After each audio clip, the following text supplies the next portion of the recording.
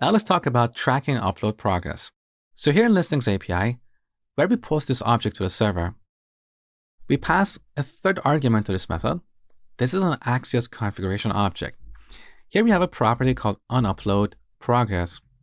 We can set this to a function that takes a progress object, and here we log the progress on the console. Now when we send this request to the server, this function gets called repeatedly while the request is being sent. So let's test our implementation.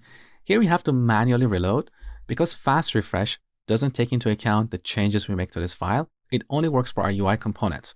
So let's reload and add a new listing.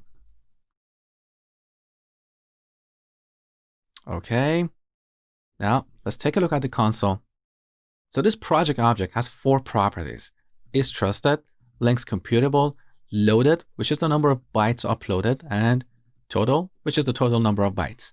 So now we can easily calculate the progress using an expression like this: progress.loaded divided by progress.total.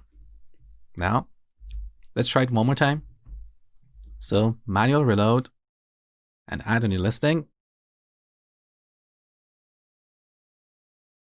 Okay, take a look.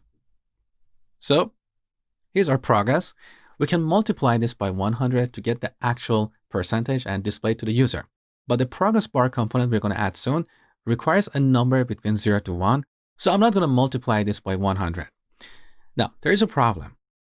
With this implementation, we have access to the progress in our API layer. But at some point, we need this value in our UI layer, in our components. So how can we tell our UI components about the progress? Well, we're going to use the same technique we use in React.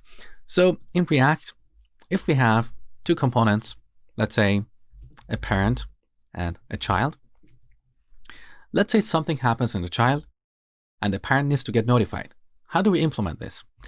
The parent sends a function to the child and the child calls that function when something happens, right? This is what we call raising an event. So back to our listing edit screen, this is where we're calling our API.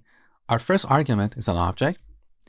Now, as the second argument, we're going to pass a function. This is a callback function.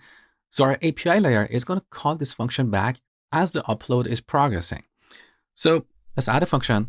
Progress goes to console.log progress. Now, back to our API.